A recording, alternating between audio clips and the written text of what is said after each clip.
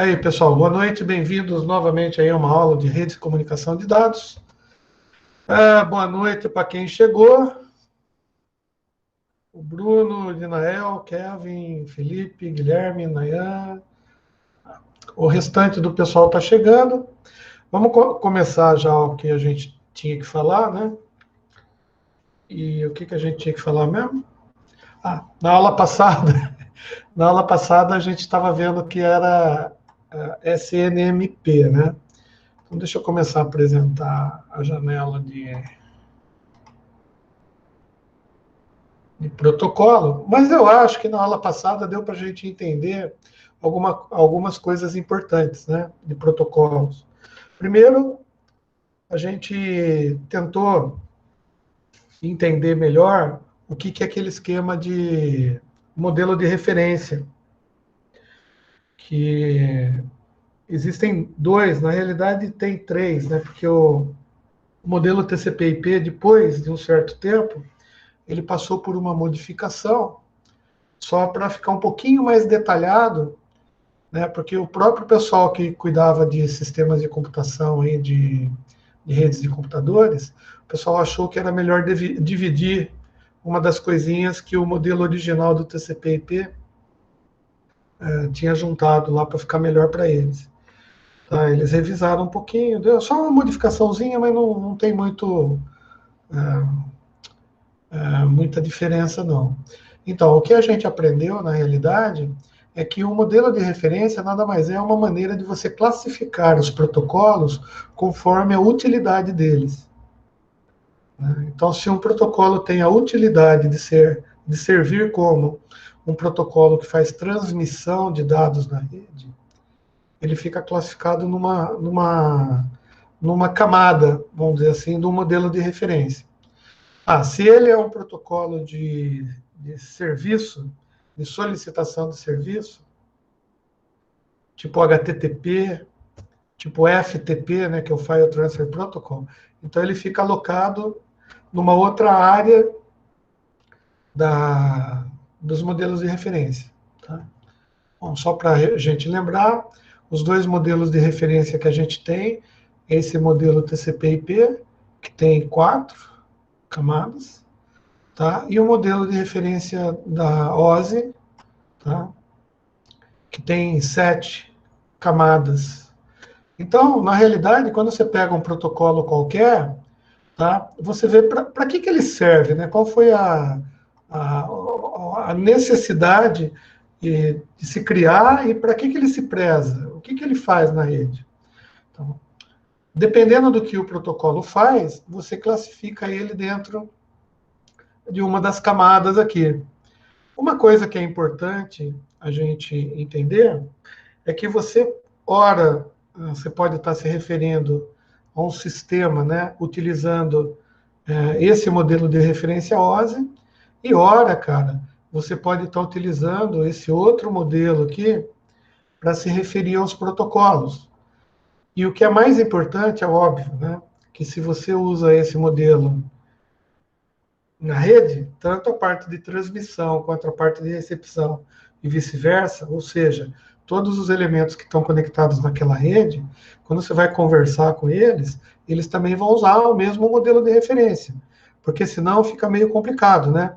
Se eu falar assim, eu tenho um protocolo de apresentação, porra, se você falar, eu tenho um protocolo de apresentação aqui, o outro cara que está conversando com você vai entender que você está tratando do modelo de referência OSI. Por quê? Porque no modelo TCP/IP não existe camada de apresentação.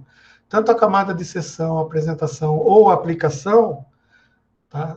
Elas estão englobadas na camada de aplicação do modelo TCP/IP. Então isso pode causar alguma confusão, né? É só modo de se expressar. E como eu falei para vocês, o pessoal de engenharia costuma utilizar muito mais o modelo de referência OSI, enquanto que o pessoal de computação costuma utilizar mais o modelo de referência TCP/IP, porque ele é um modelo até, digamos assim, um pouco mais simples. Tá? Mas o fato é que a gente já viu um monte de protocolo E a gente viu que esses protocolos aqui, ó, tá? O Token Ring, o ATM, o USB, o EPON, o Ethernet, são protocolos de camadas mais baixas do modelo de referência. Tá? Enquanto esses dois protocolos, tanto o IP quanto o IPX, tá? E o WinS, por exemplo, eles trabalham numa camada que para o modelo OSI a gente chama de camada de rede. Não sei se vocês estão lendo, porque está meio esquisito aí, mas tudo bem. E na camada do modelo TCP ele chama internet. Ou seja, essa camada aqui tem nomes diferentes nos dois modelos, mas elas se prezam a englobar todos os protocolos que fazem a mesma coisa, que servem para a mesma coisa. No caso, nas camadas de rede ou na camada de internet, os protocolos de endereçamento são os protocolos que são usados nessa camada. Além do IP aqui, obviamente, a gente tem também aquele IP na versão 6, que é o que a gente mais usa hoje em dia. Beleza. Bom, depois, então, na aula passada, a gente começou a falar desse Simple Network Management Protocol. E daí eu tentei explicar, tá? E até tentei utilizar o exemplo de colegas, né, que trouxeram, sobre um equipamento qualquer, tá? Que todo equipamento digital, ele tem dentro dele o que a gente chama de uma biblioteca de informação, né, uma base de informações para gerenciamento do dispositivo. E essa base de informações, que a gente chama de MIB, ela pode ser acessada, tá, por algum outro elemento, e quando ela for acessada por esse outro elemento, para haver a comunicação e transferência de dados das informações que estão na biblioteca, para que a pessoa que esteja acessando consiga ler, isso é feito utilizando um protocolo específico. E o protocolo que a gente usa para isso é esse SNMP. Só que o protocolo SNMP, além dele servir para comunicação entre um computador terminal, por exemplo, né, que vai acessar a porta de gerência de um equipamento, tá? Esse protocolo ele também vem junto com a pilha de protocolos TCP/IP que é instalada junto com o sistema operacional de qualquer dispositivo digital. Vírgula. Qualquer dispositivo digital que tenha uma placa Ethernet e que o sistema operacional esteja preparado para fazer, para entender essa placa Ethernet dentro do sistema. Então, o sistema operacional detecta que tem essa placa no equipamento, a hora que você está instalando ele, e ele vai fazer a instalação tanto dos drivers da placa de rede. E o que é driver? É um outro software que a gente não classifica como protocolo, porque ele não é um protocolo. O driver é um software que vai adaptar o funcionamento de todos os dispositivos eletrônicos que tem na placa com os dispositivos eletrônicos que tem no elemento no qual o sistema operacional está sendo instalado. Tá? Eu posso instalar, trocar essa placa, colocar uma placa de uma outra rede, por exemplo, e depois que eu colocar a placa, eu instalar esse software que vai fazer a comunicação do sistema operacional? Sim. Tanto é que quando você vai colocar, por exemplo, você compra um computador qualquer, você instala o sistema operacional, depois você está usando lá a placa de rede, mas daí você constrói uma rede Wi-Fi na tua casa, daí você tem que instalar uma placa diferente no seu computador, que é uma placa que vai fazer a comunicação Wi-Fi. Bom, você tem várias opções para fazer isso. Você pode instalar um dispositivo de comunicação Wi-Fi que conversa com o computador através da USB, né, uma plaquinha de Wi-Fi USB. Mas mesmo quando você coloca essa placa, Se o seu computador tiver um sistema operacional que tem o que a gente chama de auto-discover, né? Quando você coloca essa placa, esse pendrive, né, essa plaquinha mesmo, na porta USB, o computador vai detectar que tem um elemento USB ali, ele vai fazer uma comunicação com esse elemento vai informar para ele, tipo assim, ó, eu sou uma plaquinha de rede Wi-Fi, tá? Daí o sistema operacional vai pensar, oh, legal, então deixa eu ver aqui, você vai trabalhar com qual protocolo de rede? Tá? Aí tem lá na plaquinha, eu vou trabalhar com 802.11n. Tá? Ah, legal, então você é um Wi-Fi de tais características, legal. Daí ele vai dentro da biblioteca, que não é a MIB, daí já é uma biblioteca em software do sistema operacional, e ele vai ver lá, putz, eu achei um driver compatível com esse dispositivo. Então ele instala o driver para fazer com que a plaquinha funcione com ele. Uma vez a plaquinha funcionando, ela já começa a mandar pacotinhos Ethernet para a rede, para fazer o quê? Bom, primeiro para procurar ver se tem um servidor DHCP na rede para que ela se configure o IP dela, a submáscara de rede, não sei o que lá, se ela estiver usando IPv4. Se não, ela também vai procurar um servidor DHCP na rede para fornecer um IPv6 para ela. Tá? E aonde que ela vai achar esse servidor aí?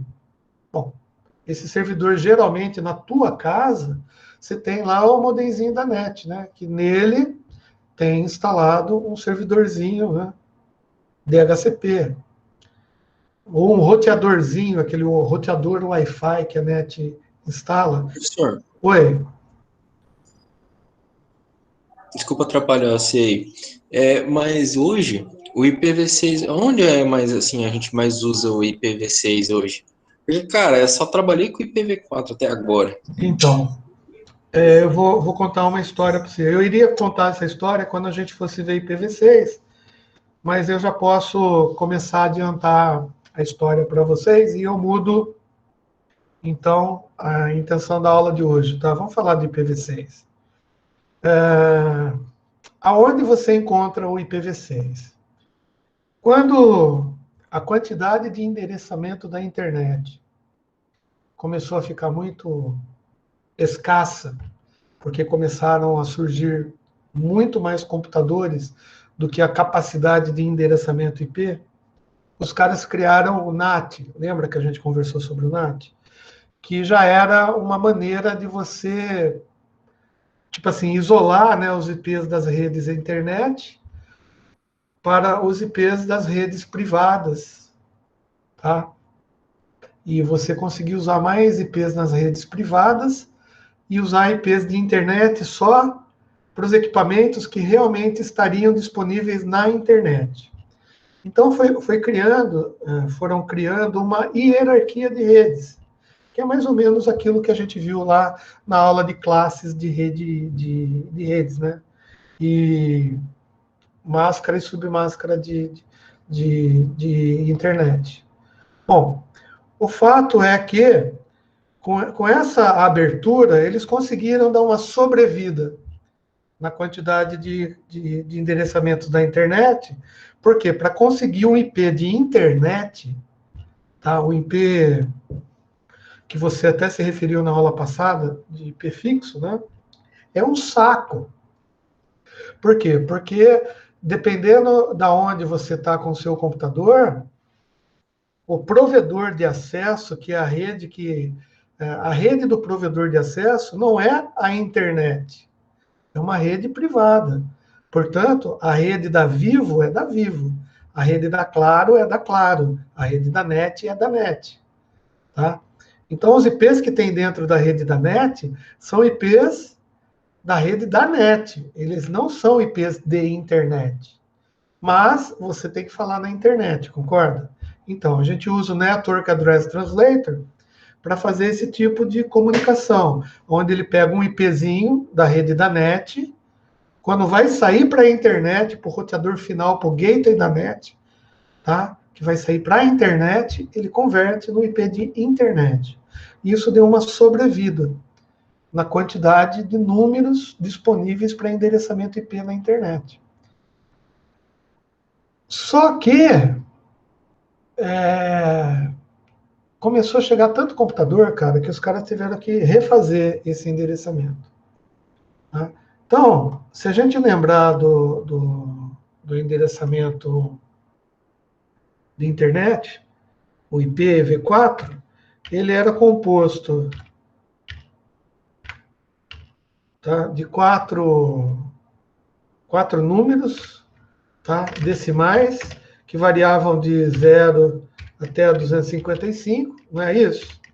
Tá, que reproduzia, sei lá, de acordo com a classe, 192, sei lá, ponto 45, ponto 87, ponto 25. Vamos imaginar que isso daqui é um IP válido na internet, a gente já sabe que classe que é, mas para a gente só importa o tipo de criação.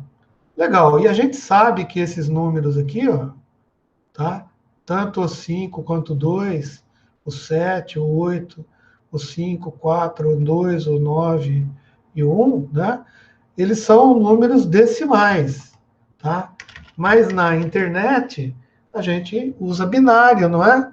A gente não consegue falar em decimal. Então, o que a gente faz? Quando você entra no browser e coloca lá o IP, pode ser até esse IP aqui para falar lá com o nosso dispositivo aqui esqueci até o nome do fabricante. Você vê que a memória... Tá? Quando você coloca o IP lá e dá Enter, tá? Ele vai procurar esse endereço, só que ele não procura esse endereço desse jeito. Então, cada um desse Z, W, Y e X que a gente tem aqui, tá? Ele varia de binário, né? De 00 até FF. Não é assim? Ou seja, o de 0 a 255 vai ter que ser convertido em um sistema de numeração semi-binário, que fica fácil da gente entender, que é o hexadecimal, e a gente já viu isso daí. Legal, só que o hexadecimal, o F e o F, a internet também não entende. Como você vai colocar um F de bit? Pô, bit é só 0 e 1, não tem bit F, bit E, bit A, né? Bit 8, não tem isso. Então, o que acontece? A gente tem que transformar isso daqui em binário. E o que é isso transformado em binário? É de 0000, até 1, onde esse 0000 corresponde a esse primeiro zero, esse 0000 corresponde a esse segundo zero, tá? Que vai corresponder, se fosse decimal, seria um decimal zero, né? Então, o nosso IP começaria com 0 aqui.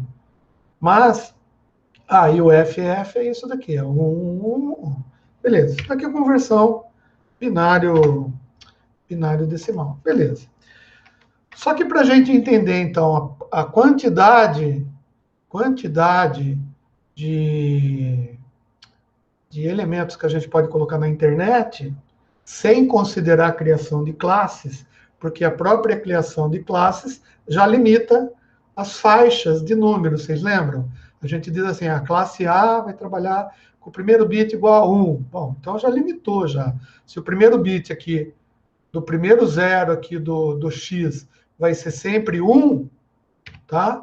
Então eu vou ter que variação de 1, 0, 0, 0, 0, 0, 0, 0, até 1, 1, 1, 1, 1, 1, nesse X aqui. Só que, cara, olha só que interessante. É claro que eu teria que fazer o primeiro bit, o primeiro X ali, valer esse montão de números. Ponto. Eu vou repetir só para ficar mais fácil. O segundo Y aqui, ó, esse montão de ponto, não é assim? Tá. Daí, ó, o W seria esse montão aqui. E não vai nem dar para colocar tudo aqui, porque é muito grande o número binário. Mas eu vou conseguir. Olha só. Ou seja, o X corresponderia a isso aqui, né, em binário. Então, deixa eu... Tá? Eu estou chovendo no molhado? Isso vocês já sabem, né? E o W aqui, ó, vamos pôr vermelho também, só para entender o que significa. Ou seja, eu tenho IP que varia de tudo isso daqui 0, né, até tudo isso daqui 1, que seria o 255, 255, 255, 255. Tudo 1, né? Seria 255, 255, 255, 255. Legal. Então, quantos computadores eu posso ter na rede? Bom, é fácil, é só pegar a quantidade de bits aqui, que são 32, fazer 2 elevado a 32, a gente já fez essa conta. E isso acabou, né? O que é importante entender é que isso acabou. Essa quantidade de 2 elevado a 32 computadores na internet acabou. Tem muito mais computador do que essa quantidade que os caras achavam que ia ser o máximo. Então, daí o que os caras pensaram? Bom, eles falaram assim, cara, esse endereçamento nosso já está ficando escasso. Pô, vamos inventar o NAT. Beleza, vamos inventar o NAT, mas mesmo assim, a gente vai ter que inventar uma outra maneira de fazer esse endereçamento. Legal. E como que vai ser esse novo endereçamento, então? Bom, vamos fazer o seguinte. Ao invés de usar só 32 bits para representar o nosso novo sistema que a gente está inventando, vamos usar 128 bits. Eu não vou conseguir desenhar aqui 128 bits, você concorda? Porque se esse daqui é 32, eu até conseguiria, né? Se eu fizesse assim, ó, desse um Ctrl C aqui, tá? Olha o novo endereçamento como vai ser, hein? Eu dou um Ctrl V, só que eu pego e tenho que reduzir isso daqui bastante, porque tem que caber 4 desse aqui, né?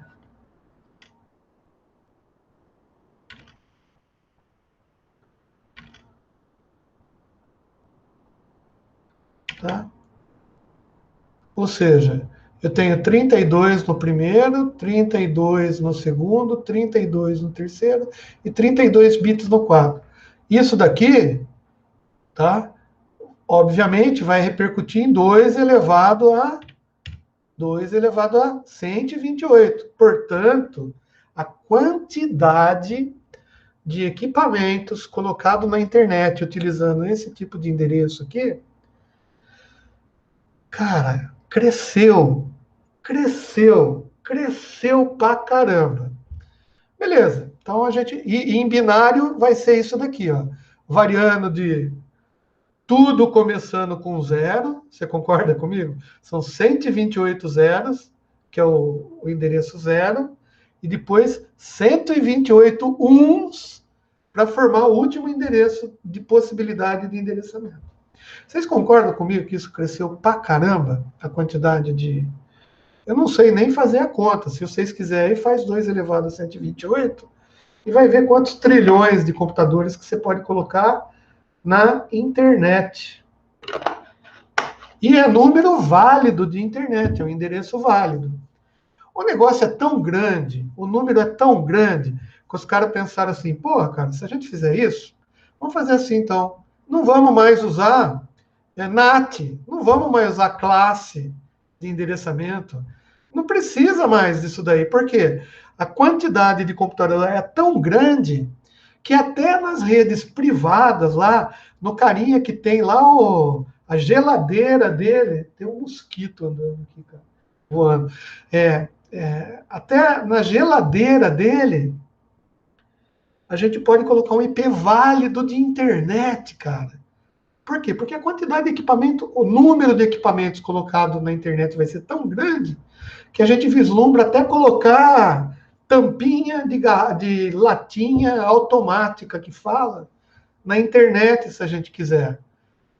Porque é muita coisa. Daí os caras falam, pô, legal. Mas como que a gente vai representar isso daí? Como que eu vou falar essa porcaria de endereço cheio de 111 pro cara. Bom, daí alguém pode pensar assim, vamos usar o mesmo negócio, né? Então a gente pega cada 4 negócios, a gente faz um decimal. Então, o IP, se a gente fosse representar esse IP aí em decimal, né, usando a mesma ideia que a gente tem, é fácil, né? Daí você pergunta para o cara, qual que é o seu IP? Né? Daí o cara fala assim, o meu IP é fácil, cara. É 192, 45, 87, 25, 192, 34, 87, 25, 192, 13, 87, 25, 192, 45, 87, 25. Ficou fácil. Só que daí os caras começaram, eu acho que vai ficar meio complicado para o nego entender isso daí, não vai? Vai. E depois outra, quando o cara pegar um negócio escrito desse jeito, como que ele vai saber que a gente está falando um IPv6 e não está falando 4 IPs V4 na sequência? Como que as placas vão descobrir isso daí? Daí o nego falou, porque assim, né, brainstorming, né? O cara falou, é verdade, né? Eu não tinha pensado nisso, e agora? Como que a gente vai fazer? Bom, daí os caras falaram assim, então vamos fazer o seguinte, ao invés de representarmos cada partezinha do IP, assim, cada partezinha do IP por um número decimal, que tal a gente fazer representação em hexadecimal? Tá? Hexadecimal já reduz um pouquinho, né? Porque se eu for representar isso daqui com hexadecimal, tá? Talvez fique menor. Mas pelo menos também a gente dá a entender que o cara está tratando de IP, né? Deixa eu pegar um IP válido aqui. Vou entrar na minha placa. CMD. Olha, eu estou entrando no prompt, você não está vendo, mas só para te dizer. Eu apertei CMD aqui no meu Windows e estou dando ipconfig, que é aquele comando de rede que todo cara que aprende rede sabe dar. E eu vou pegar o meu IP V6, tá? Da minha placa de rede, vou mostrar aqui para vocês. Aí, ó. Esse é o meu IPv6 da minha placa de rede aqui, ó. Tá? Então eles fizeram diferente, né?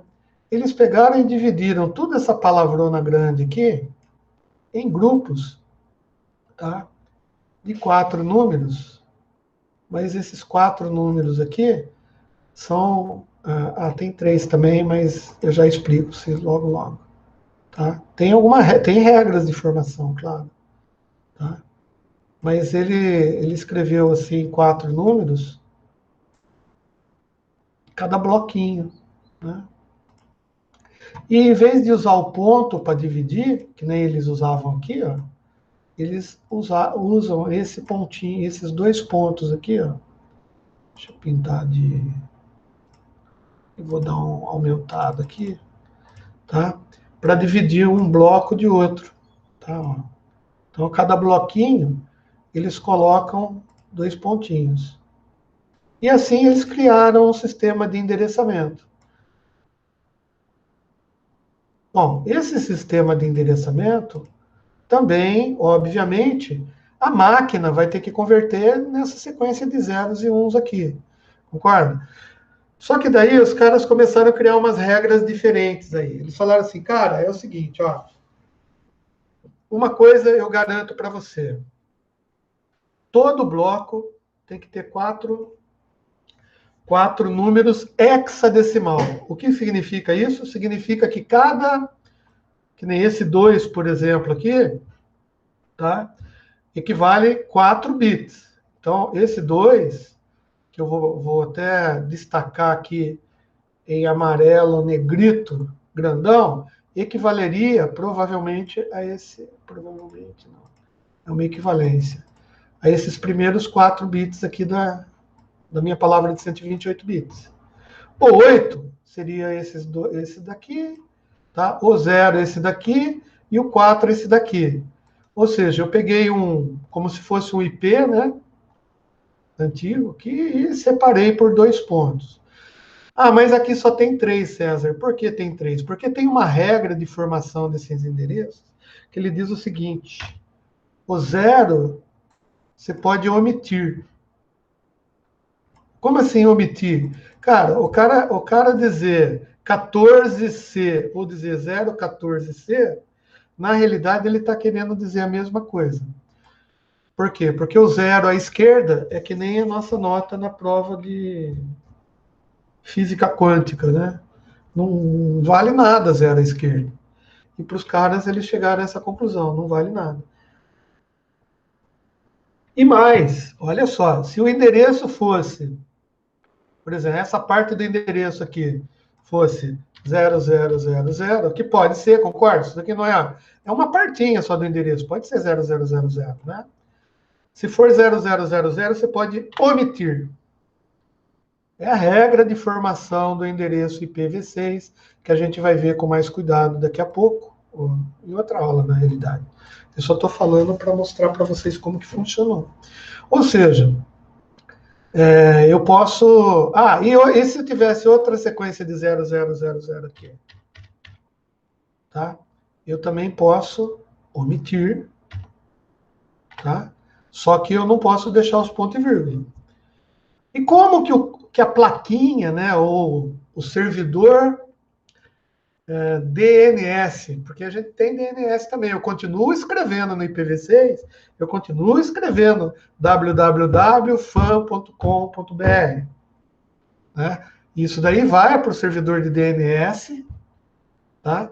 E o servidor de DNS vai responder com IPv6, se ele estiver trabalhando com IPv6. Esse IPv6 que vai ser entendido pelo browser. E esse IPv6 vem em hexadecimal desse jeito, só para facilitar a nossa leitura. Da mesma maneira que lá no IPv4 vinha assim. Né? Bom, e como que a placa identifica, então, que aqui tem... Eu omiti, né, 2 blocos com valor 0000. Como que ela sabe? Porque o IPv6 tem um tamanho conhecido, que são 128 bits. Tá? Então ele faz assim, ele vai lendo, lê bit, lê bit, lê bit. Chegou no 2 pontos. Se os próximos 4 bytes, ou os 4 bits for 0, ele entende, né, ou melhor, ele lê o 1, o 4 e o C.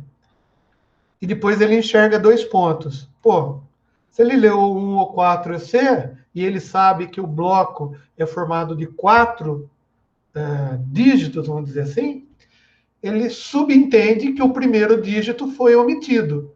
E qual dígito que pode omitir? É o 0. Então, ele mesmo completa com esse 0 aqui. Tá?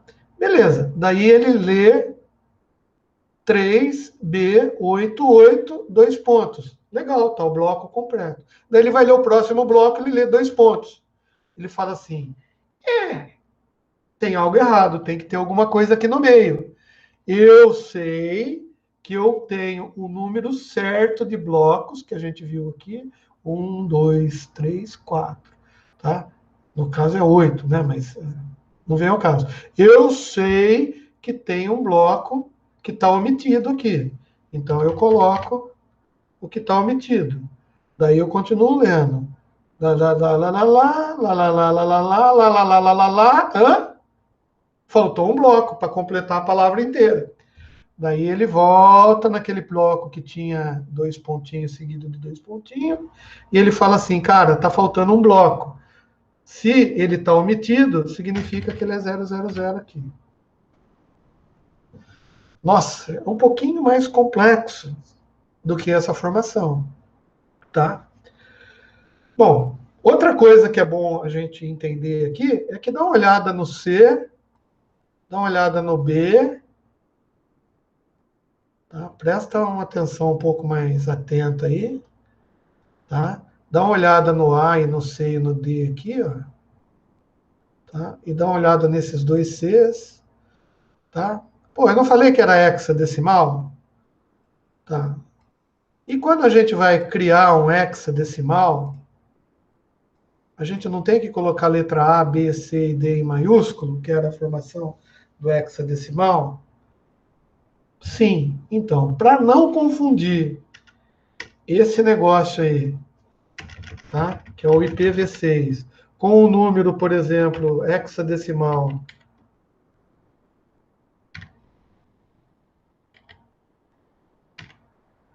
C0, C9, D4, D4, que pode ser o endereço MAC. Lembra que o MAC address não é o endereço em hexadecimal de uma placa de rede, que é escrito assim? Então, para não confundir um endereço ou uma parte de endereço IPv6 com o número hexadecimal de uma placa, os caras resolveram colocar o hexadecimal em minúsculo. Bom, tem outras coisitas mais aí, depois eu passo para vocês a regra de formação, tá? Então, por exemplo, endereços podem ser simplificados, que nem um endereço desse tamanho aqui, ó, né, que eu passei para vocês, eu posso simplificar tirando esse monte de bit zero aí, que não vai precisar, e esse bit zero aqui também que não vai precisar. Por que eu não tiro esse zero? Porque esse zero está no meio de duas letrinhas aqui, tá? Se eu omitir esse zero, na hora que a placa estiver lendo, ele vai achar que esse zero está aqui, ó, no início, que é um zero à esquerda, porque está faltando, né, 4 bits aqui de algum jeito. E ele sempre coloca no bits à esquerda, se eu omitir. Então, zero no meio de duas letrinhas, aí não dá para a gente substituir. Mas você concorda que esse endereço aqui é um pouco mais complexo do que esse? Tá? Mas, de qualquer maneira, ele exprime uma grande quantidade de computadores, a ponto de que, se você pegar o endereço que eu passei para vocês aí, vocês conseguiriam, conseguiriam acessar o meu computador aqui, ó, esse computador, que está na rede da NET, porque eu sou cliente NET, claro, né? Eu tenho NET e tenho Claro. No caso, eu estou usando a NET. A Claro é no celular. Mas são duas redes diferentes. Uma é mobile e a outra é cabo coaxial, tá? Então, eu pago duas, porque professor tem que pagar duas, porque se falha uma, tem a outra, né? Para eu dar aula para vocês, né? Pô, eu não ganho nada por isso, né? Pô, cara, aí é uma boa, né, cara? Acho que a gente podia negociar esse negócio, né, cara? Pô, de repente pedir para o governo Bolsonaro, né, para ele dar uma bolsa IP para os professores e para os alunos, né? Para os alunos de escola pública, eles já dão, né? Tem lá, você ganha um chipzinho da Claro, do Correio, sei lá de quem que você tem acesso à internet através do seu celular para fazer as aulas das escolas públicas, né?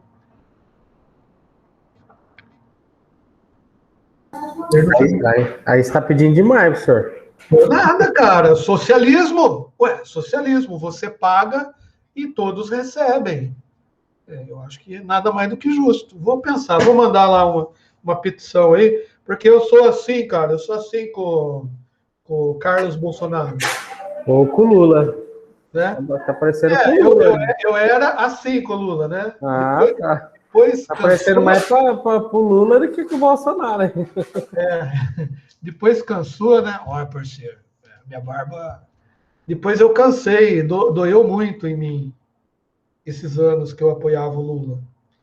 Daí doeu, cara. Doeu mesmo. Eu fiquei sentido, cara. Entrei em depressão, cara. Depois que ele saiu, colocou a Dilma, o governo... Nossa, a Dilma era burra demais, meu. Como que foi colocar uma presidente burra dessa no país, meu Deus do céu? Coitada, né?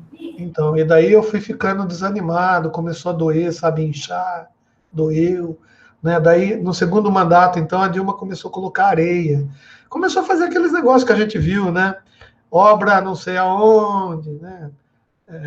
Petrobras segurava o preço da gasolina para fazer politicagem, e daí sumia dinheiro, porra, sumiu. Cara, eu trabalhei na Embratel. A Embratel era estatal, não sei se vocês sabem, mas a Embratel era estatal.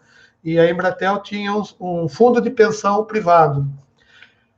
O que é um fundo de pensão privado? É assim, além de pagar o INPS lá, o INSS, o SUS, sei lá o que chama lá, todo mês, eu pagava uma previdência privada, que nem você faz essas previdências do Bradesco, saca, do Itaú, que você paga por mês.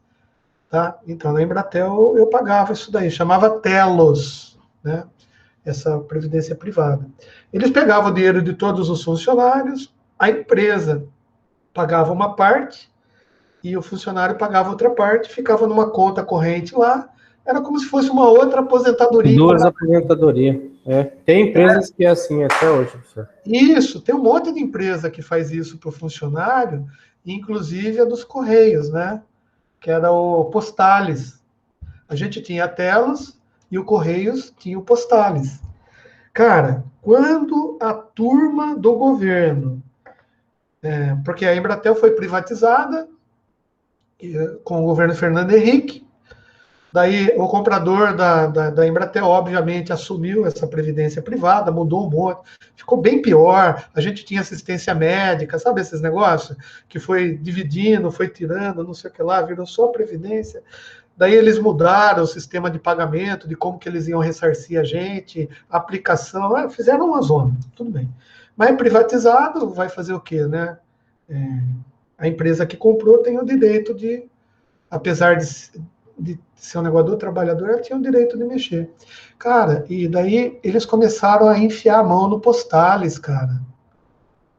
Saca? Tipo assim, forçar o Postales a comprar, por exemplo, não aconteceu. Só dá um exemplo, você. Tem lá uma empresa lá em Pasadena, mas eu não tenho dinheiro. Postales, você tem dinheiro? O Postales fala, eu tenho dinheiro dos funcionários do Correio. Então não dá para você comprar Pasadena para nós? Daí o Postales pegava e investia em Pasadena. Vocês estão entendendo como que é? Daí eles vinham e falavam assim, tem que construir uma ponte lá na Nicarágua. Só que o governo não tem como dar dinheiro. Postales, você não pode emprestar dinheiro para o cara construir lá na Nicarágua uma ponte que liga nada a lugar nenhum? O Postales, posso, claro. E começou a tirar dinheiro, cara. E daí os caras dos Correios estão tudo ferrado até hoje por causa disso. Ou seja, os caras, além de ferrar com as empresas, ferraram com as garantias que os empregados tinham para a aposentadoria, que eventualmente iria complementar a aposentadoria do INPS. Né? A ideia era assim, o INPS nunca paga 100% do seu salário quando você se aposenta. No máximo, ele paga 70%, 60%. Tá? E daí, a previdência privada iria complementar o seu salário da previdência até o salário que você estava ganhando no dia que você aposentou. É um negócio também que não se paga, né? Na realidade, quem trabalha hoje está pagando, o Postales é que está garantindo a complementação de uma eventual aposentadoria de alguém que já se aposentou nos Correios. Tá? Da mesma maneira que o INPS também, quem está na ativa é que paga a aposentadoria de quem aposentou. Por isso que eles querem matar os velhos, não é assim que funciona? Bom, isso tudo só para dizer... O que eu estava dizendo mesmo? Que eu não gosto do Lula. Para justificar. Eu era petista, cara. Eu fui petista. Agora eu não sei mais o que eu sou. Agora eu não sei mais o que eu sou. Então, bom, final das contas, o que acontece aí? No IPv6, tem as regras... Cara, eu achei que ele tava chorando mesmo, velho. Nossa, Puta, você me pegou, professor. você acha Eu que acho, eu acho que tá chorando aí, ó. Deixa eu ver a lágrima. você acha que eu vou chorar por político, cara? Você é louco, cara. Bom, Por um minuto eu caí nessa. então, desculpa aí, viu? Eu não queria. Pô, eu sou um bom ator, então, né, cara? Putz, acho que eu vou me candidatar, né? Ótimo, ótimo. Pô, vota em mim aí para vereador, muda os títulos dos 6 aí para Limeira. Ou então, não, também pode votar aí também, do jeito que está uma zona a eleição, você pode votar em quem você quer, do jeito que você quer, entendeu? É só eu arranjar um jeito de ganhar, é só isso. Bom, mas o fato é que você tem acesso, então, sabendo o IP do cara, você consegue ter acesso, conseguiria, não consegue tanto assim, porque a gente tem uma certa segurança para não deixar vocês ficarem dando ping no meu computador aqui em casa, ou usar o meu endereço IP para fazer, dar comandos SNMP, por exemplo, né? Para que você consiga ver a temperatura da minha CPU. Ou dar um comando aqui para desinstalar ou instalar uma placa de rede no meu micro. Ou ligar ou desligar a câmera usando SNMP. Né? Você conhece a placa, né? Porque você entra no Windows e vai pedir o Windows fala para você. A placa que o César está usando é uma Asus 2732XGHX com computador i5, 8 núcleos, modelo 82, não sei o que lá, a MIB fala tudo para você, né? E daí você, de posse desses dados, você pode vir aqui e verificar, por exemplo, que eu tenho uma câmera ligada na porta USB. E daí você pode ligar a câmera sem que eu fique sabendo, né? Isso pode acontecer, concorda? Por quê? Porque o IP meu é válido, está na mesma rede de qualquer computador que está na internet. Bom, prevendo que sempre tem um filho da um cara amigo, né, um filho de uma boa mãe que pode tentar fazer isso, os caras que estavam desenvolvendo o endereçamento já falaram assim, cara, o protocolo não somos nós que estamos fazendo, somos nós, né? Então vamos embutir nesse, já que não vai ter máscara de subrede, não vai ter classe, né? Vamos embutir algumas coisinhas assim de segurança, né? Porque o IP não tem segurança. Quem cuida de segurança numa rede IPv4? Um serviço, tipo assim, o HTTPS, que é o protocolo de troca de páginas entre computadores na internet, é um protocolo que foi criado para ter mais segurança que o HTTP. Por isso que tem aquele S lá de segurança, tá? Então, o HTTPS, ele já tem um sistema de chave de criptografia que já garante que os dados trafegados entre os computadores na camada lá de cima, lá do modelo OSI de aplicação, que os dados trafeguem com uma certa segurança e criptografados na rede. Uma vez que eu valide a minha entrada no Banco do Brasil, tá? Eu vou receber os dados criptografados e eles também vão receber meus dados criptografados. Dá para descobrir a chave? Dá, claro que dá, tem hacker para isso. Mas não é qualquer Zé Mané, que nem eu, por exemplo, que vou conseguir abrir a chave, né, de uma comunicação HTTPS para tentar descobrir a senha de alguém que está fazendo um Pix lá na internet. Mas, então, eles enfiaram algumas coisas de segurança nesse protocolo. Alguém levantou a mão? Professor, eu tô com uma dúvida aqui. Os dados que vão para, tipo assim, para armazenamento via nuvem, um exemplo, eles são pictografados, tudo certinho ou não? Sim, mas depende, né? Aí vai depender do sistema, né?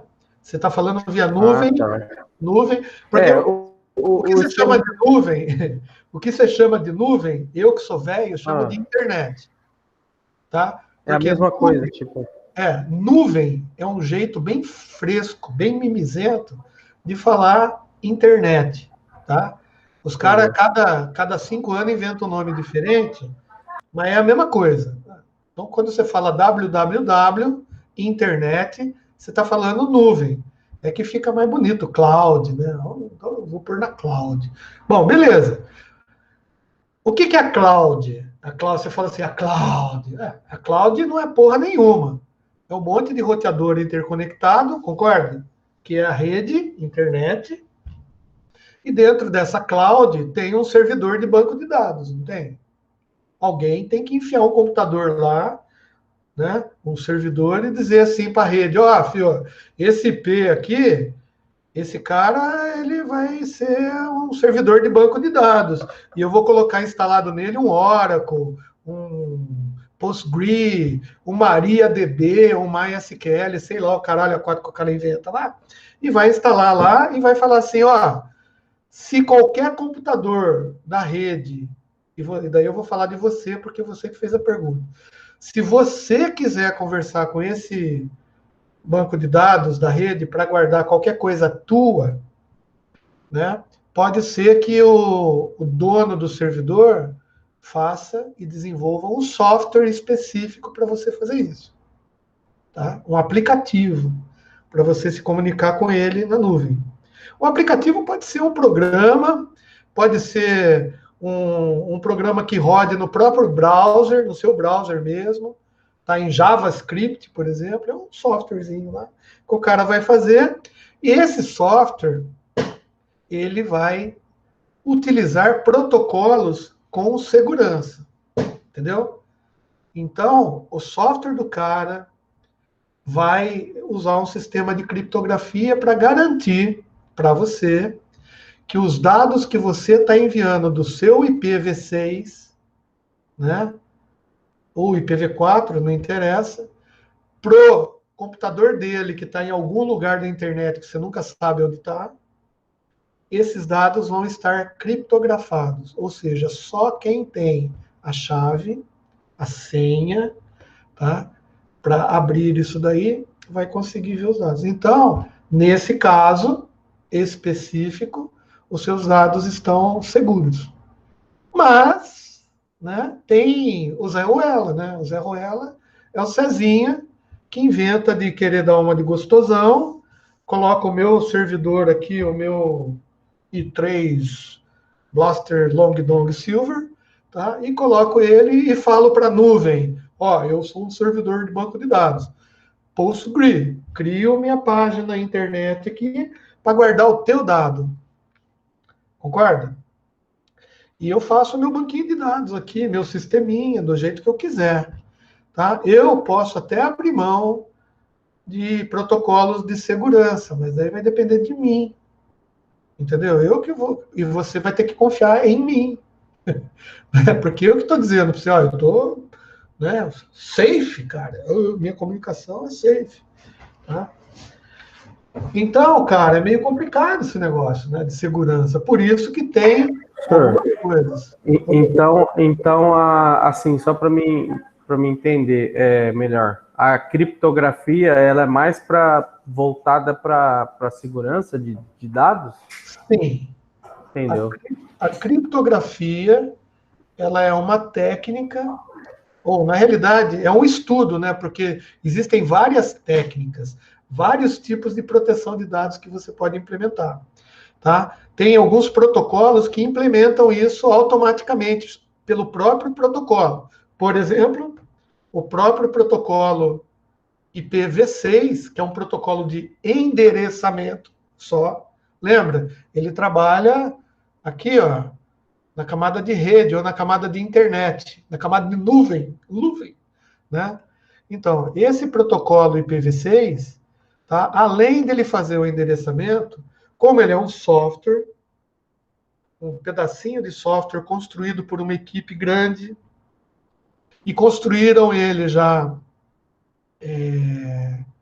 ele sabendo, né, que alguns protocolos de transporte terão que utilizar o endereçamento dele, que alguns serviços, por exemplo, SNMP, tá, vão ter que usar o endereçamento dele.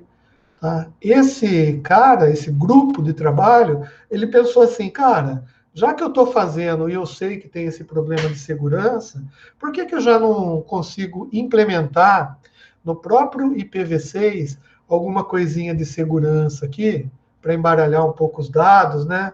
Para dificultar o entendimento das coisas que estão sendo carregadas por esse protocolo, de maneira que a pessoa que vai usar ele não precise ficar tão preocupada com essa questão de segurança. Porque segurança todo mundo tem preocupação. Qualquer empresa que trabalha, qualquer rede de computadores, cara, segurança é uma coisa imprescindível, não só com relação a ataques de invasão, de roubo de dados, não sei o que lá, não sei o que lá, tá? Mas vírus, né? Às vezes o cara faz um vírus só para ferrar com a tua vida, né? Tem nego que é sórdido, cara. O cara faz as coisas só para achar legal, ou só para ficar famoso. Sabe aquele cara que vira ladrão só para aparecer na televisão? Não sei se na cabeça de vocês conhecem pessoas que são assim, entendeu? Que faz merda só para ficar famoso, que fala besteira só para a imprensa ir lá e ele aparecer em nível nacional, que sai em nível mundial ou nível universal, né? Porque agora os caras estão fazendo tanta merda só para aparecer e já quer aparecer para marciano, para jupiteriano, entendeu? O cara quer fazer lambança só para ter o ego exacerbado e falar assim, não, porque eu posso. Vocês entendem, né? Então tem nego que faz vírus de computador só para isso. Tem nego que entra no Banco do Brasil para dar desfalque, mas às vezes o cara não está nem preocupado com o desfalque. O que ele quer mesmo é ficar famoso. E daí, como tem gente que dá fama pro cara, né? Daí ele vai fazer de novo, né? Sir, só para concluir a minha dúvida, Sim. Quando, um exemplo, no WhatsApp, quando você entra no WhatsApp, às vezes parece aquela pergunta assim, pergunta não, uma mensagem, suas mensagens estão criptografadas. Uhum. Essas mensagens ficam salvas na onde? Na onde que elas ficam salvas? Então, a criptografia é só a técnica que ele está falando para garantir que quando você mandar uma mensagem para mim, se qualquer pessoa no meio do caminho, porque a rede internet está na nuvem, não está? A internet está na rede. Qualquer um que saiba o meu código, vamos dizer assim, o meu telefone do WhatsApp, só para você entender, e o seu, pode ficar monitorando, né? E a hora que surgiu uma mensagem do seu WhatsApp para o meu, ele vai descobrir que está passando a mensagem ali, ele pode capturar a mensagem. Agora, se ele capturar a mensagem e a mensagem estiver aberta, daí ele vai saber o que você falou para mim, né? Que a gente marcou, que negócio tal. Agora, se a mensagem já está criptografada e o cara não sabe qual que é a senha ou qual que é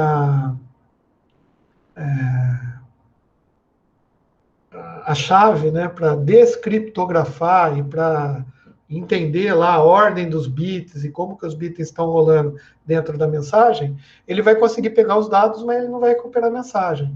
Ele vai saber que tem um monte de 0 e 1 ali, mas se ele não souber ordenar, você concorda que vai ficar uma zona lá? O cara não vai... faz sentido, né? Não vai fazer sentido para ele.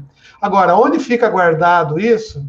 No seu WhatsApp, no seu próprio WhatsApp hoje, se você for lá no seu Android e entrar lá numa área de memória, WhatsApp, depois tem banco de dados, você vai ver que tem num diretório lá dentro do Android, tá? Numa pasta, eu não sei como o iOS trata isso, como que chama, se é pasta, se é gaveta, cada sistema operacional tem um nome. Mas lá dentro, lá numa raiz, lá num caminho de área de memória, vai ter todas as suas mensagens gravadas no próprio celular teu. São vários bancos de dados. O meu, por exemplo, eu tenho mais ou menos uns 500 mega de mensagens de texto. É texto. Legal, não sabia não. Então, e fica gravado no seu celular. E daí, ele grava, o meu WhatsApp, a cada 24 horas, ele grava um banco de dados novo. Tá? Mas não fica só aqui, tá? No meu. Por quê? Porque esse WhatsApp, ele está conectado lá nos servidores do Facebook também. Então, as mensagens que eu mando para você, tá? Elas não vão diretamente para você, tá? Ela passa nos servidores do Facebook. E por legislação, por segurança e por uma legislação de tratamento de dados, eles são obrigados judicialmente a guardar tudo que você fala. Você não sabia disso, né? Não. Então, portanto, você combinar aí com, sei lá com quem, deixa eu ver quem que é o cara assim, com o Bruno, tá? Você combinar com o Bruno de explodir o, sei lá, de assassinar o Bolsonaro, né? Então, O Lula. o Lula. Vamos tirar a barba do Lula. Pô, você vai Beleza. você combinou com o Lula, você vai tirar a barba do Lula. Uhum. Só que daí o seu plano é frustrado, né? Você chega perto do Lula, a hora que você for tirar a gilete, né? Daí o Lula fala, parceiro, que tirar a gilete que dá, pega, dá uma facada na tua mão, arranca o teu dedo também. Você não vai conseguir tirar a barba dele. Beleza, e daí você foge correndo, né? Você fala, ai meu Deus, não deu certo. Legal, daí o Lula vai chegar e vai falar assim, cara, quem que combinou esse negócio? Daí ele vai ver que ele vai pesquisar a tua vida, cara. E daí ele vai ver que você combinou com o Bruno. Por quê? Porque a mensagem com o Bruno está criptografada. Concorda? Só que em caso de justiça. Mas fica um tempo ou fica tipo um exemplo, o resto da vida, um exemplo? Cara, você mandou uma mensagem daqui 20 anos, você consegue voltar essa mensagem? 20 anos não, mas tem uma lei aí que está rolando, tá? Que chama Lei Geral de Proteção aos Dados. Você conhece essa lei? Não, você já ouviu falar dela? Não, ainda não. E não foi feito pelo Black Lives Matter, não, tá? Isso daí é uma lei que foi feita no Congresso, aprovado no Congresso Nacional lá, virou lei, tá? E todos os países estão fazendo leis de proteção de dados. Por quê? Porque eles acham que existem dados seus que são próprios de você, né? Então, não tem nada a ver com o IPv6 isso que a gente está conversando, né? Mas, legal, legal. É aprendizado também, tem tudo a ver com rede. O que acontece é o seguinte, tem dado, por exemplo, quando você fez a ficha da FAM, para ser aluno, o cara perguntou para você lá, Wesley, qual que é o seu nome? RG, CPF, data de nascimento, que escola você se formou no segundo grau, qual é o seu histórico escolar, né? Qual que é o seu sexo? Bom, vamos falar de sexo lá, porque antigamente ele perguntava assim, qual que é o seu sexo? Você colocava lá homem, mulher, né? Há uns 5 anos atrás você colocava homem, mulher, duvidoso. Hoje não, hoje você pode colocar homem, mulher, cisgênero, transgênero, transexual, pansexual, sei lá, tem 85 definições que você pode colocar, concorda? Só que você tem vergonha, porque você não quer falar para tua mulher que você é viado, entendeu? Então você tem que colocar lá homem, concorda? Mas na ficha da fã você fala assim, eu vou colocar aqui que eu sou viado mesmo, foda-se. Não vão mostrar para ninguém, não é assim? Não vão mostrar para ninguém. Por quê? Porque você acha que seu dado está seguro. Mas a legislação não proibia a FAM vender esse banco de dados dela para uma outra instituição, com seu número de telefone, seu CPF, não sei o que lá. E daí você começava a receber mensagem da Claro, vendendo pacote de internet para você, dando desconto. Daí você fala, caralho, onde que os caras pegaram meu telefone? Provavelmente algum banco de dados seu vazou.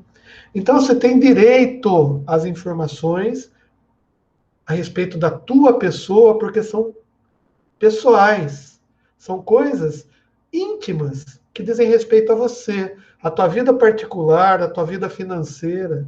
Por exemplo, de que importa eu saber aqui, se eu estou dando aula para você, se você está devendo para a fã ou não, ou você está devendo para o Bruno ou não, né? Porque aquela gilete que você comprou lá para cortar a barba do Lula, você combinou que ia pagar para o Bruno, e o Bruno comprou, você não conseguiu tirar a barba dele, agora você está devendo para o Bruno, né? Porque ele pagou com o dinheiro dele. E aí, como que fica?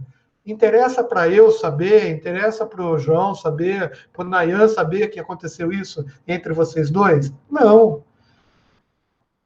Porque é privado, é coisa tua. Interessa saber. Por isso que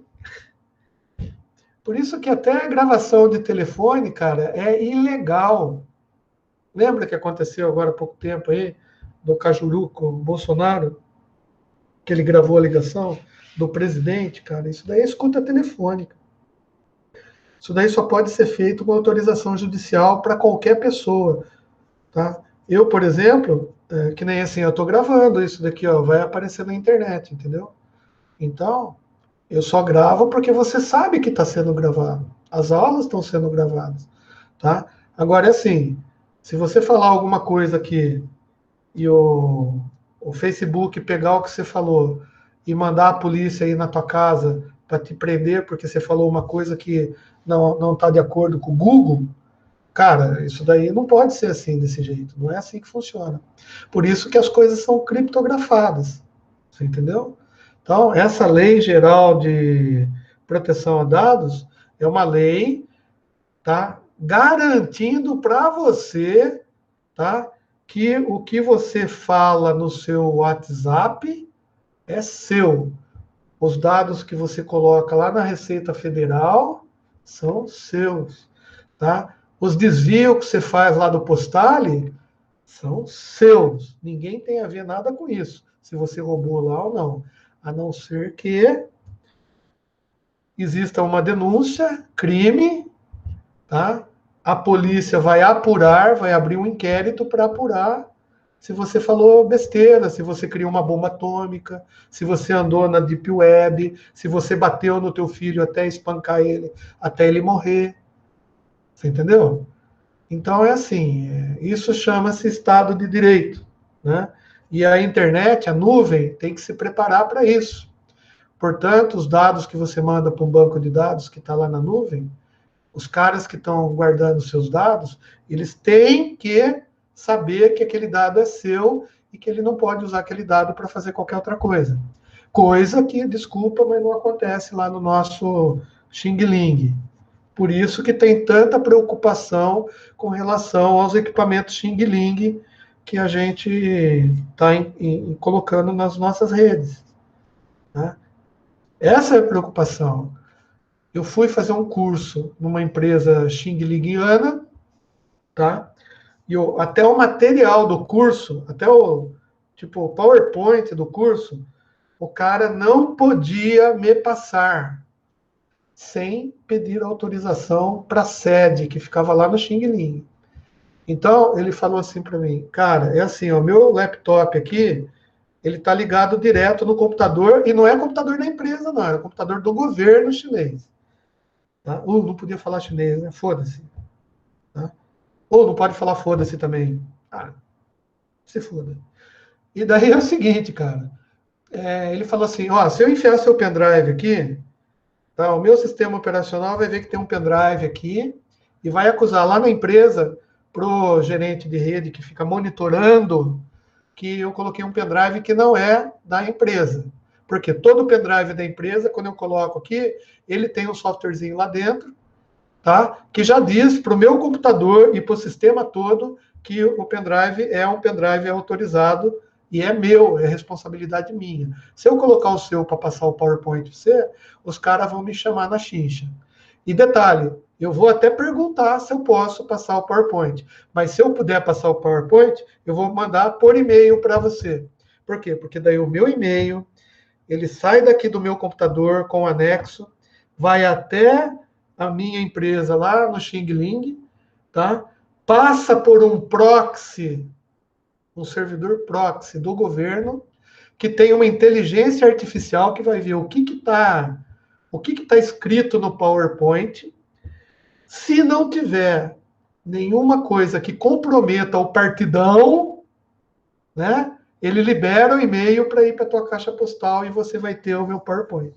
Meu, olha só a dificuldade que tá e a segurança que os caras têm e o controle de dados que eles querem ter. Por quê? Porque eles têm medo de passar informação. Eles são tão preocupados em... Eles conhecem, né? Sabe quando você conhece o assunto? Quando você conhece o assunto, você quer se precaver das coisas, né? Então, assim, quando você conhece rede de computadores, que nem a gente está vendo aqui, né? Você quer se precaver, porque você sabe que pode ter algum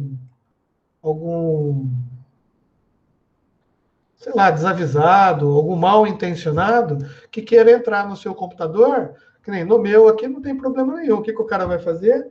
Vai bloquear meus arquivos, vai pedir R$ 5.000 para desbloquear o meu HD, porque ele bloqueou com uma chave, com uma senha dele. Eu vou mandar o cara tomar no cu, não pode falar isso. Mas vocês entenderam o que vai acontecer, né? E vou comprar um outro HD e vou falar para tudo bem. Agora, e se eu for uma empresa e tiver dados sensíveis aqui? E a espionagem industrial? Estou desenvolvendo um projeto que e daí o cara, via SNMP, ele consegue ver o MIB do meu computador aqui e verificar como que está andando o meu projeto de ligar e desligar alguma coisa, que é a luzinha da minha casa aqui, colocar um flash dance aqui para dançar. Pô, cara, o projeto é meu, a ideia é minha. O que o cara está bisbilhotando no meu micro? Né? É que a gente acha que é que nem vizinho, né? A mulher do cara tá brigando com o cara, você põe o copo de vidro na parede para escutar lá, para depois falar para outra vizinha, aí, você viu? Olha, o cara brigou com a mulher dele, puta merda, ela chifrou ele. Você entendeu? O ser humano, cara, nós somos naturalmente esquisitos. É isso que eu falo. Né? A gente é naturalmente esquisito. Então você tem que se proteger. A China se protege do jeito que ela acha que tem que se proteger, para a gente não roubar os dados sensíveis deles. Tá? A gente também, o Brasil teria que se proteger para que os nossos dados Brasil, né, sensíveis, não fossem espalhados pelo mundo. Eu tenho que me proteger contra um hacker, um aluno. Vai que um de vocês aí, que nem eu vou dar prova e vou dar 0 para o Felipe. Pô, pronto. Daí o Felipe é sacana, ele quer entrar aqui, ele falou assim, a Cezinha deu 0 para mim. Então eu vou explodir o computador dele. Daí eu estou trabalhando aqui. Né? Eu nem sei se foi o Felipe, se não foi, mas ele fez só, né, aquele prazerzão de ver o César.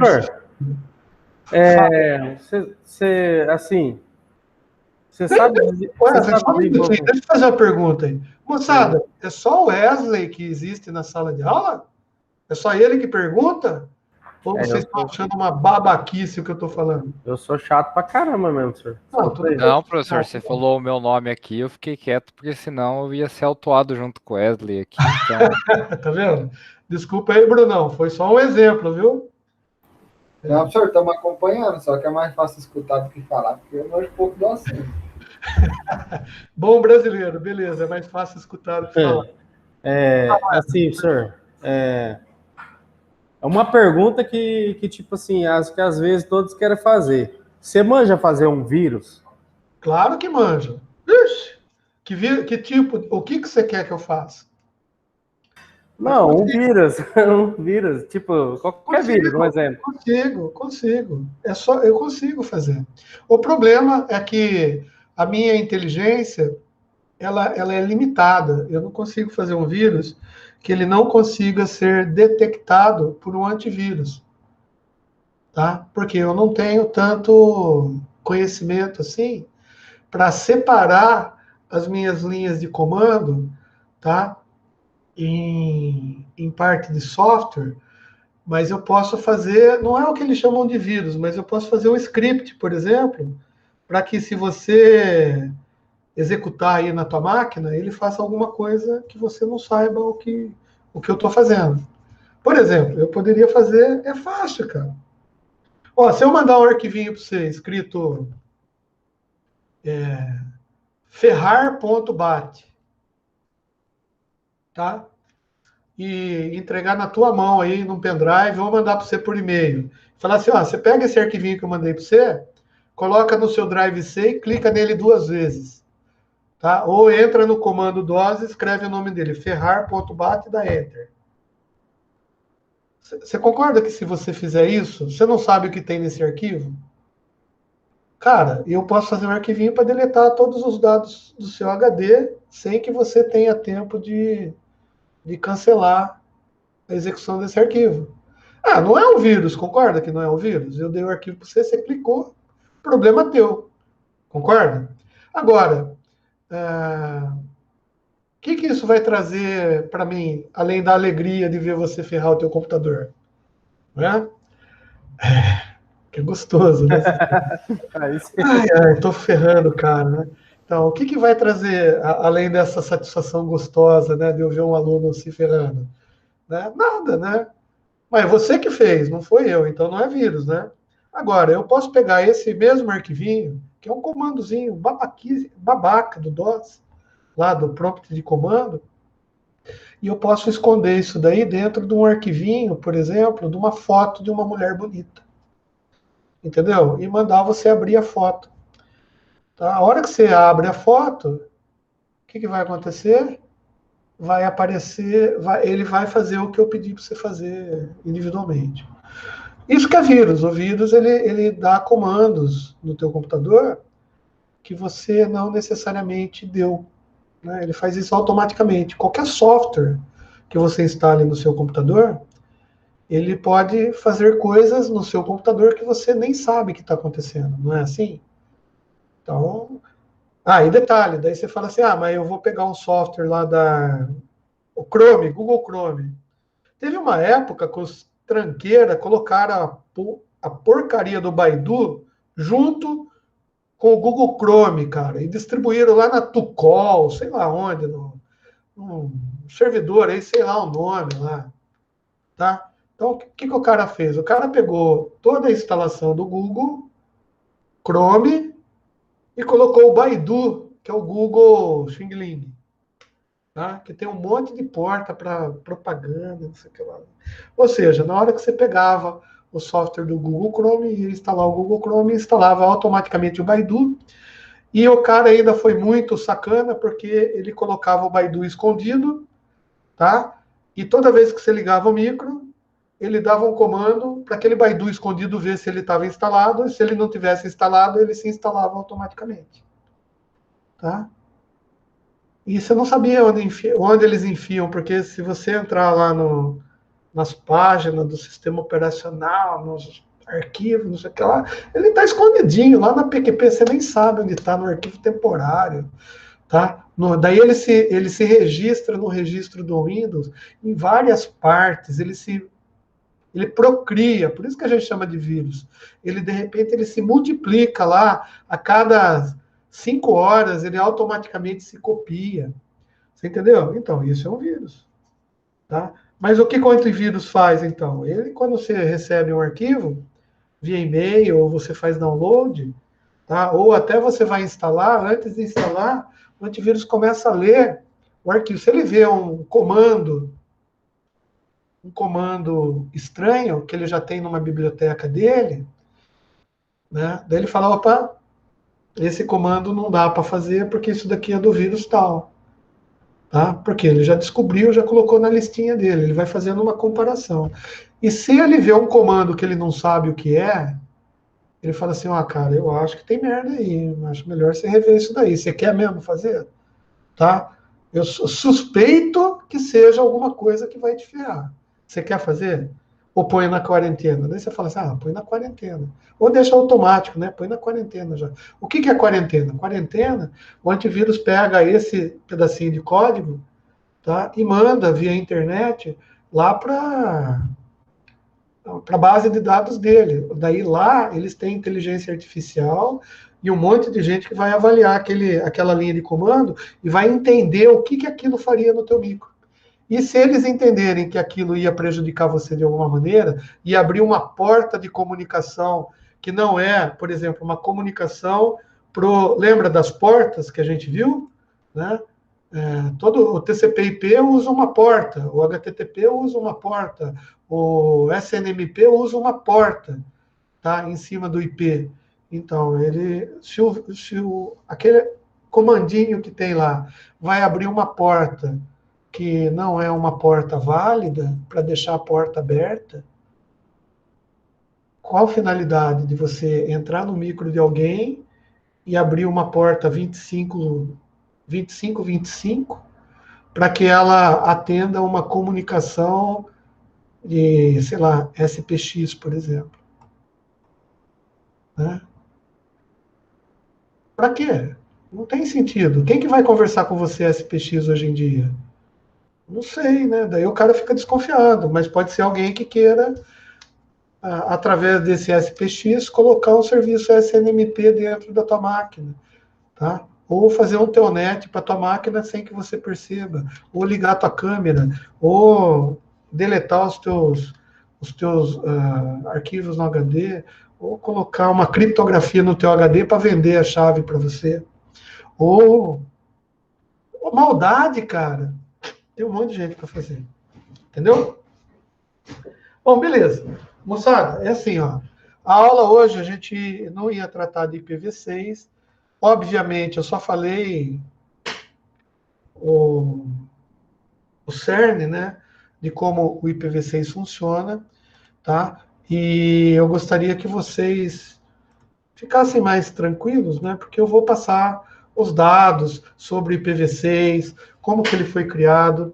E a pergunta que deu início a essa apresentação foi assim: como que eu sei o IPv6? Porque até agora eu só trabalhei com o IPv4. Essa foi a pergunta. E a resposta a isso é a seguinte: é que quando surgiu o IPv6, como tinha um monte de gente trabalhando em IPv4, existe um tempo para modificação total da internet e converter todas as máquinas que estavam lotadas numa rede IPv6, IPv4, em uma rede IPv6. A partir de uma determinada data, tá, que eu não lembro que data que é, tá, toda a rede IPv4 vai deixar de existir e tudo vai virar IPv6. Mas esse plano é para 2020, tralalá, sei lá quando. Tá? Enquanto isso, existem táticas que se utilizam para fazer as redes ou ficarem em paralelo, ou seja, eu tenho uma rede em paralelo, eu tenho IPv4 e tenho IPv6. Então a NET me fornece IPv4 e IPv6. São duas redes separadas. Quando eu vou para o Banco do Brasil, tá? Preferencialmente, www.bb.com.br, ele vai procurar um servidor DNS IPv6. IPv6. Porque o padrão da rede agora já é IPv6. Tá? Se ele achar o IPv6 do Banco do Brasil, ele me retorna e meu browser vai falar com o Banco do Brasil IPv6. Ah, mas se no meio do caminho do meu pacote de dados tem uma rede IPv4 no meio, tá? Não vai acontecer no Brasil, porque quase todas as provedoras, a não ser as menorzinhas, que têm mais dificuldade financeira, todas as provedoras já trocaram todos os roteadores para que os roteadores estejam com IPv6 instalados, já instalaram IPv6 em tudo. Então, dificilmente vai ter uma redezinha por onde o meu pacotinho vai passar, que seja IPv4 no meio entre o meu computador e o Banco do Brasil. Mas, se tiver, existem técnicas para encapsular o IPv6 dentro do IPv4 e vice-versa. Tá? Então, existem técnicas para que faça ou funcionar em paralelo, as duas, ou você encapsular uma dentro da outra. E a gente vai ver algumas técnicas também, tá? Mas o mais importante é assim, ó, se você só sabe mexer com o IPv4, é porque o IPv4 é o que todo mundo sabe. Como o IPv6 é mais complexo, tá? O pessoal tem uma certa resistência à mudança, né? Tudo que é novo oferece resistência. Tá bom? E na aula que vem, na terça-feira, a gente continua o bate-papo. Beleza? Eu vou parar de gravar.